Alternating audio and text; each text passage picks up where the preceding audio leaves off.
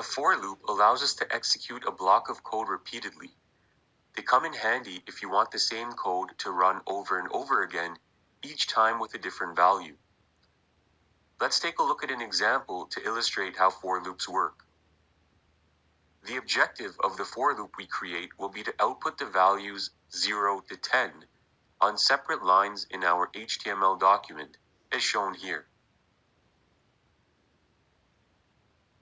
So let's go ahead and get started.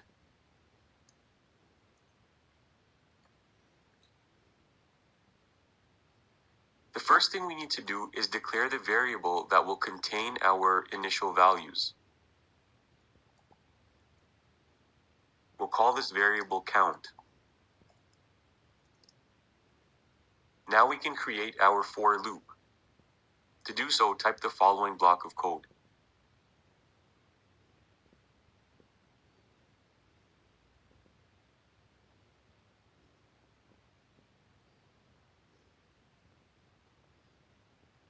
And that's it. In this block of code, we first established the for loop. Next, we've defined the parameters of the for loop. We've set the initial value for variable count to 0.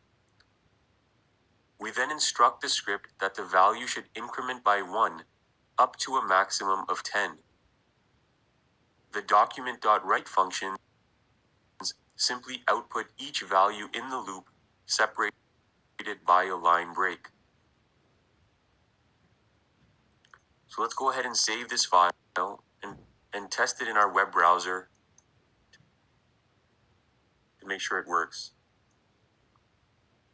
And we can see here that each value is outputted onto a separate line, just as we instructed it to do. Now let's see what would happen if we were to change the value of our count variable to a different value. I'll change it to 3, save the file, and refresh.